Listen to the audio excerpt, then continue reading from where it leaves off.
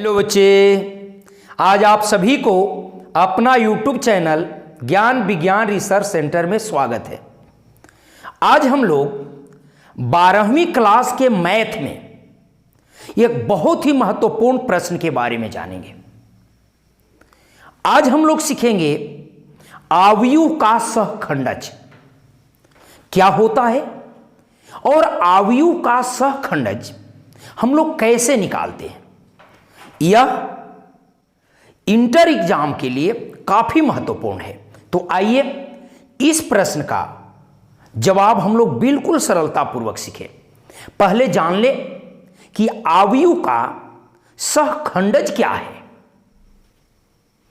किसी वर्ग अवयव ए के सभी सहखंडों से बने अवयव के परिवर्त को अवयव का सहखंडज कहते हैं। इसको अंग्रेजी में एडज्वाइंट ऑफ ए मैट्रिक्स लिखा जाता है।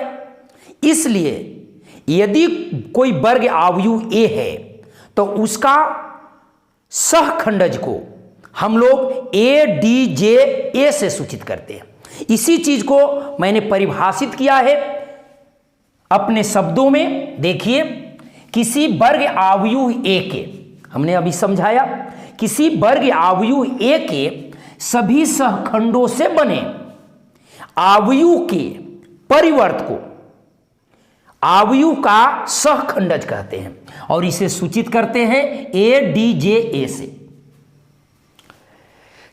परिवर्त क्या होता है मैंने अवयव के साथ पिछले वीडियो में बताया है, और सहखंड क्या होता है इसे भी हमने पहले क्लास में बताया है। आप इसे देख लेंगे। और आज हम सहखंडज को बिल्कुल आसान तरीकों से बता रहे हैं, ध्यान देंगे। हमने एक उदाहरण लिया, एक अवयव ए बराबर 1 2 3 4 और इसको सहखंडज हमें ज्ञात करना है। तो सबसे पहले हम सहखंड ज्ञात करेंगे और सहखंड ज्ञात करने के पहले उप सारणिक निकालते हैं। तो यहां देखेंगे, यहां M11 पहला उप सारणिक इसके लिए हो जाएगा 4, तो यहां A11 हो जाएगा। हमने सहखंड का संकेत ए दिया था और जब सहखंड निकालना है तो चिन्ह परिवर्तित करते हैं। तो ये एक एक जोड़ते हैं। हमने पिछले वीडियो में बताया है कि यदि जोड़ने पर सम हो जाए तो चिन्ह प्लस और विषम यदि हो जाए तो चिन्ह माइनस, इसलिए यह प्लस होगा। अब देखते हैं M12, तो 12 अगर निकालते हैं इसके लिए तो ये कट जाएगा, उप सारणिक में 3 आएगा। तो यहां 12 को देखिए, ये विषम हो गया जोड़ने पर, तो यह चिन्ह माइनस हो जाएगा। इसी प्रकार से M21 को अगर निकालते हैं इसके लिए तो एक कट जाएगा, 2 होगा। और यहां जब हम इसको निकालेंगे 21 तो देखते हैं 2 और 1 3, विषम आ रहा है इसलिए चिन्ह निगेटिव हो जाएगा, ऋणात्मक हो जाएगा। इसी प्रकार M अगर हम 22 निकालते हैं इसके लिए तो ए साइड कट जाएगा, मतलब 1 बचेगा। तो देखिए इसका सहखंड क्या हो जाएगा, दोनों जोड़ने पर सम आया 4, इसलिए चिन्ह प्लस होगा 1। अब इसी को हम लोग लिखते हैं A D J A, adjoint of A matrix A. अब इस अवयव का सहखंडज जब होगा तो इतना बराबर हम लोग लिखेंगे, अभी परिभाषा में पढ़ा था कि सभी सहखंडों से बने अवयव के परिवर्त को अवयव का सहखंडज कहते हैं। तो इसका सहखंड कौन कौन प्राप्त हुआ, A11, तो यहां A11 के जगह पर 4, A12 -3, A-2 और A1 का परिवर्त यही हो गया सहखंडज। अब परिवर्त का मतलब होता है पंक्ति को स्तंभ में और स्तंभ को पंक्ति में लिख देना। तो हम देखते हैं ये जो पंक्ति है ना, इसको स्तंभ में लिख दिया 4 - 3 और a - 2 1, यही हो गया सहखंडज ADJ बराबर, यही हो गया सहखंडज इस अवयव का। इसी प्रकार एक और हम उदाहरण लेते हैं, जैसे देख लें यहां पर यदि हम कोई दूसरा उदाहरण लेते हैं, एक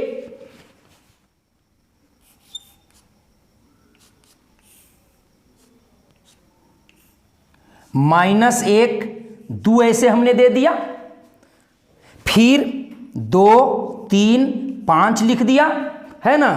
इसी प्रकार 2 0 1 ऐसे कुछ भी हमने 3 × 3 कोटि का एक अवयव लिया है। अब इसको हमने 2 × 2 कोटि से तो निकाल कर दिखाया, बिल्कुल आसान लगा।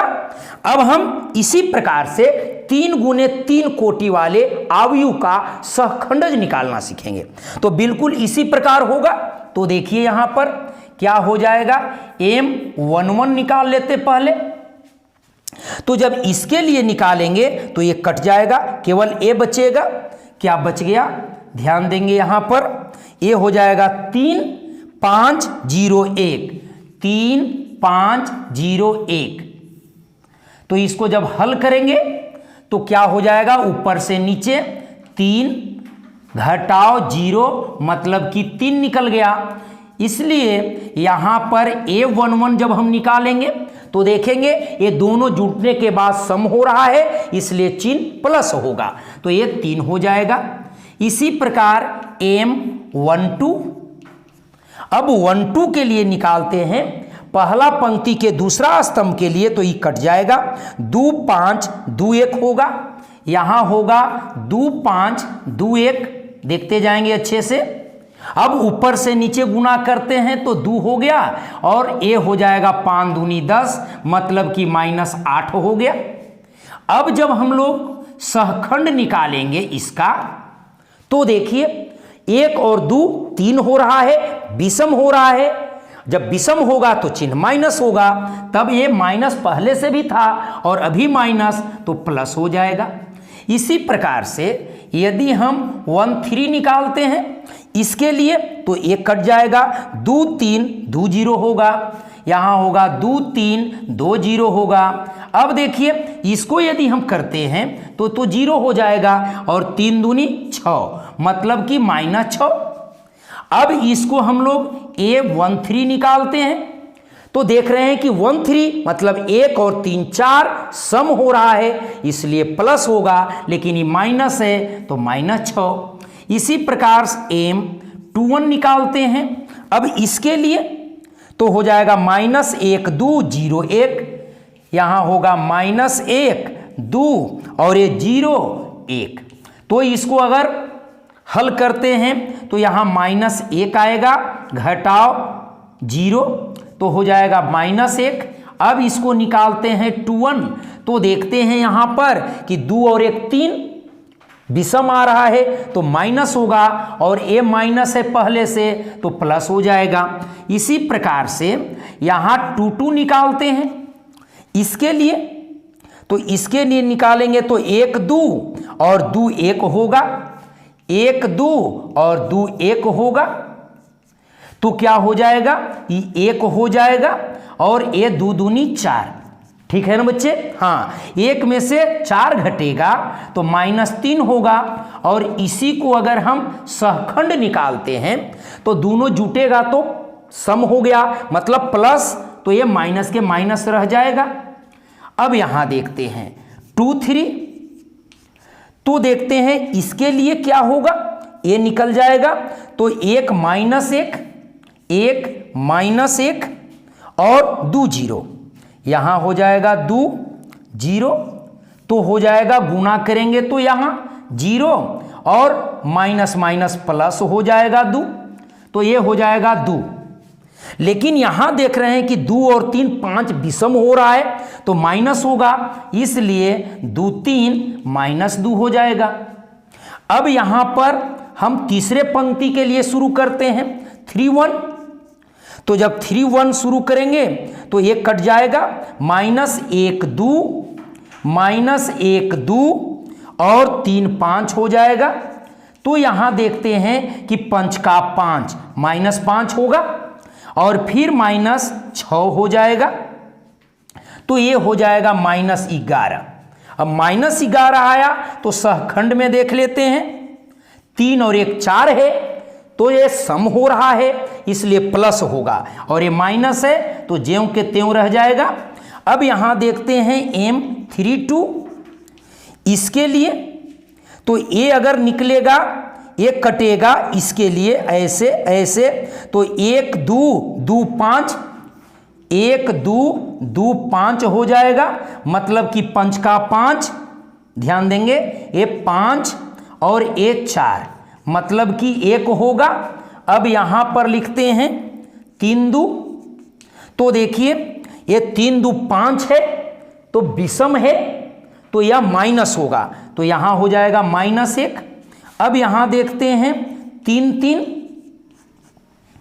तो इसके लिए निकलेगा तो 1 1 -1 1 -1 और हो जाएगा 2 3, तब गुना करेंगे तो 3 का 3 और माइनस माइनस प्लस 2 अर्थात 5 हो जाएगा। अब यहां पर देखते हैं यहां 3 3 के लिए, तो देखिए 3 और 3 6 सम हो रहा है तो प्लस होगा ना, हाँ, तो ये 5 के 5 रह जाएगा। अब इसको हम लोग निकालते हैं ADJA क्या होता है, सभी सहखंडों से बने आव्यूह के परिवर्त को। तो सब सहखंड कौन बन रहा है, देखिए ये हो गया 3, फिर आया 8 और फिर आया -6 एक साथ, फिर ये देखिए फिर आएगा 1, फिर आएगा -3 और -2, ये -2 है तो फिर हो जाएगा -11 और -1 और 5 का परिवर्त, यही हो गया सहखंडज। अब परिवर्त का मतलब उलट देना, तो क्या हो जाएगा इतना बराबर, जब इसको उलट देंगे तो देखिए जो पंक्ति में है वो स्तंभ में हो जाएगा, तो 3 8 -6 3 8 -6, और ये जो पंक्ति है ये स्तंभ में हो जाएगा, तो 1 -3 -2 और ये देखिए तो -11 -1 और 5, यही हो गया सहखंडज। 3 कोटि के आव्यूह का भी सहखंडज हमने निकाला, 2 × 2 कोटि के आव्यूह का भी सहखंडज निकाला, मतलब किसी आव्यूह के सभी सहखंडों से बने आव्यूह के परिवर्त को ही हम लोग सहखंडज कहते हैं, और उसको ADJA से सूचित की जाती है। हमने निकालना भी सिखाया और इसकी परिभाषा के साथ आपको समझाया। तो इस प्रश्न को आपने यदि सीखा तो आप इस चैनल को लाइक सब्सक्राइब शेयर जरूर करें, ताकि ऐसे ही आकर्षक वीडियो के साथ आपके साथ मिलता रहूं। धन्यवाद।